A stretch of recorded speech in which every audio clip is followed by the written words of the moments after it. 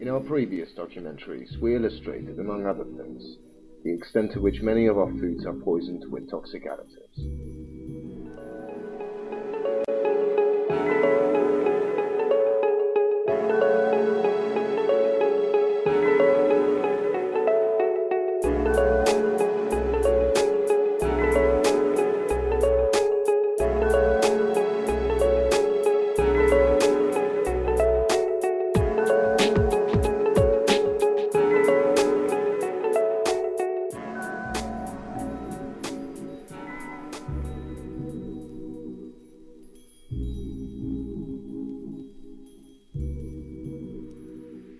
Our intention with this video is, in part, to highlight how legislation has now been changed in favor of corporate lobbyism, rather than people's welfare or well-being.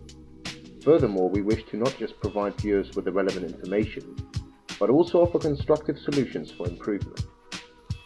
As from 2011, many herbal and natural remedies will be controlled. Effectively, this may lead to complete suppression or illegalization of organic produce. The aim is to create a world where its inhabitants are completely dependent on artificial or genetically modified food, as well as drugs and pharmaceuticals. Organic farms and herbal medicine shops, as well as many health food establishments, are therefore likely to suffer heavily from this new legislation and implementation of Codex Alimentarius, and even be forced to shut down, either because their products will be illegal or because they can't afford production or auditing costs. Here is a brief interview with a health food shop owner who was willing to share his views on the subject. Right, so we're here with Carl. Carl from Earth Foods in Bournemouth. Yeah. Hi. And basically, Carl, now obviously the legislation change that's going to make herbal remedies, herbal medicines illegal, which has basically been passed and to be implemented in April next year. Not necessarily as bad as that. We've got a lot of good people working in various groups around Europe, but mainly we're thinking about Great Britain because the rest of Europe have gone down to the pharmaceutical road. I mean, for example, I think in Germany, now it's very difficult to get even vitamin C in some places. It's very, very difficult because I've visited the organic shops there, the Reform House and Biolager, and I was trying to get simple things like vitamin C and vitamin D. Go and get a prescription. Well, Great Britain has been out in the front for guidance with the health problems through your local organic health shops, not necessarily some of the pharmaceutical ones. The good news is, some of the companies that we're dealing with, they won't get kicked out because they've done some really nice things with the legislation in a roundabout sort of way. One of them is a company called this Nature's Own. Now, what I'm going to tell you now will be news to a few people, others they'll know the news, good news already. There are lots of companies like this. Everything in here is made from the vitamins and minerals, they're made from food. This is food state. So when you get food state into your blood, basically, when you get food state into your blood, 100% absorption. And that's what we need because the molecules are water-sized, colloidal, straight through into the channels into the cell. No problem with side effects because, I mean, we are still permitted to eat food. If we let the Codex Alimentarius get their own way, what they'll do is restrict people from selling high milligrams. So why have high milligrams anyway? The molecules are too big. Sometimes the electrical charge is different. Usually elements are negatively charged from nature. Some of the vitamins and minerals from the pharmacy will be positively charged because you cannot patent food. Pretty soon, they do want us to be controlled in what we eat. If the legislation passes and goes through in April the 1st, there will be people going around checking to see if there's any parsley, sage, rosemary and thyme and other herbs on the shelf. And therefore that means that those same people can come to your house and pull the parsley, sage and rosemary and thyme out of the garden. And, you know, there goes our European herbs. So the difference is small, little, tiny molecules from nature, 100% absorbed into the body. Nature's own, along with a lot of the other ones like High Nature, BioHealth, BioForce, have lowered their milligrams way below nice. They have put forward milligrams to be so high that you can't absorb everything. You'd waste 80%, even though they've lowered the total amount of milligrams in a pill. And they want everybody in chemists and health food shops, organic whole food shops, to conform with the legislation. And to do that, they're having to pay £100,000 for each mineral or vitamin in a jar. This is how they work, roughly. Vitamin C, quarter of a gram, 250 milligram. How long does that stay in the blood? 2 days, 48 hours. Now, when you take, let's say, a teaspoon of ascorbic acid from the pharmacy, that's 5 grams. Take it in your drink. How long is that staying in the blood? Probably about 2 hours. 2 hours to 3 hours.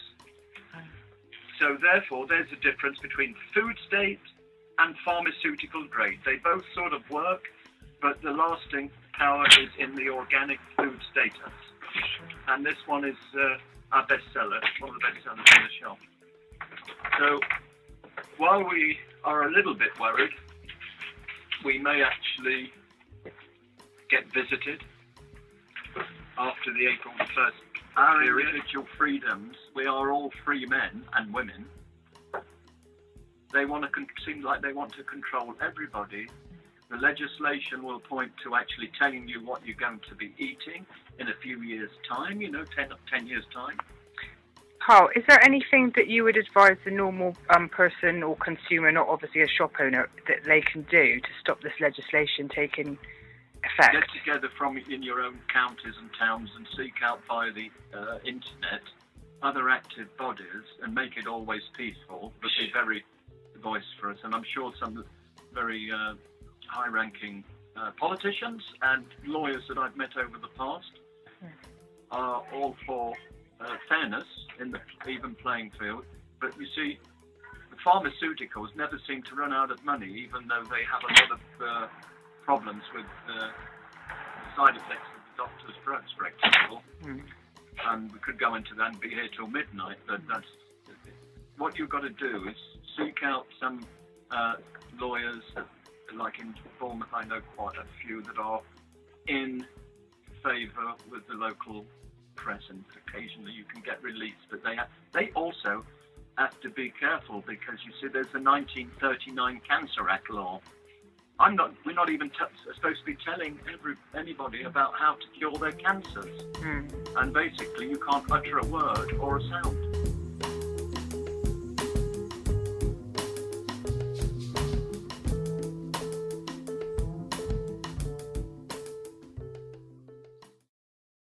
The main problem that I understand at the moment with regards to how it will affect health food shops is that you've got a lot of the distributors are going to carry a lot of auditing costs. For example, our local distributor, and I don't know whether you want me to mention the name or not, but they are whole food distributors and organic distributors, and they've been going for over 20 years.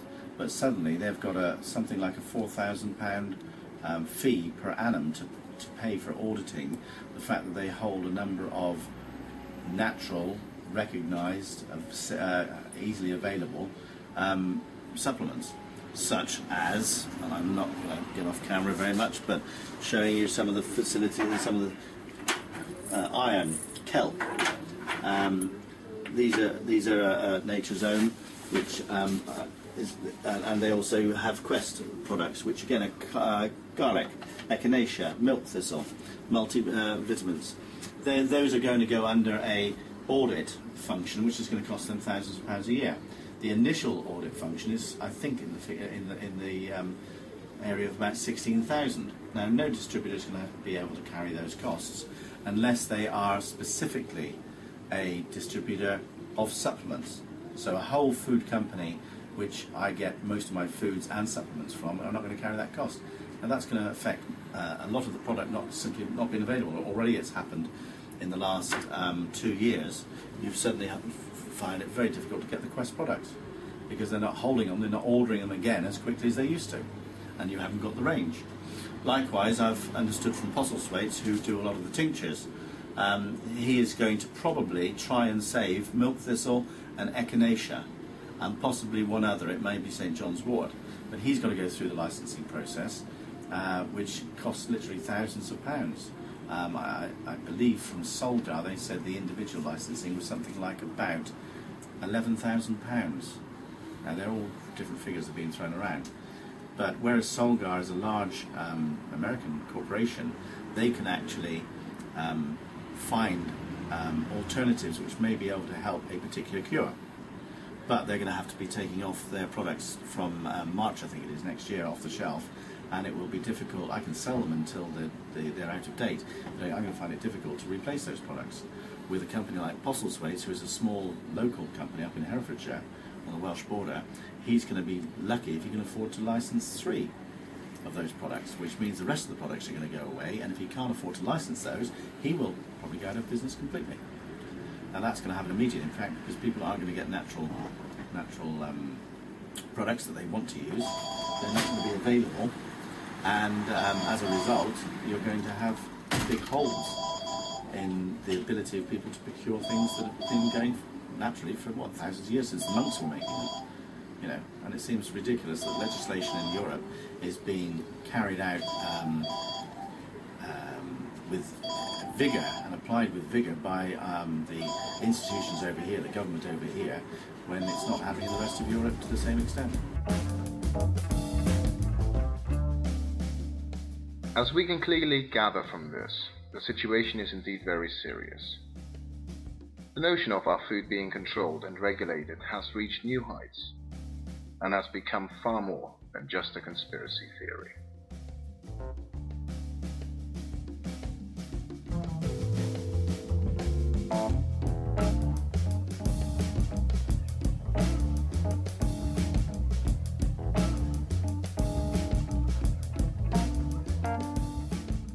We are part of nature, yet we are more and more pushed into an artificial and synthetic lifestyle.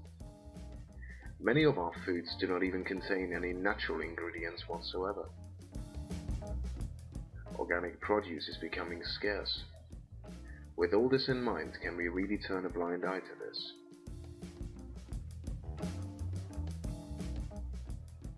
Even those who do not rely on health foods and herbs must realize that we have to speak up about the new legislation.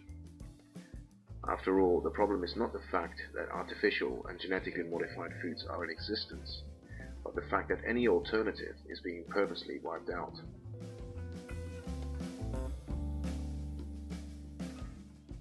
Do we really have the right to let this happen?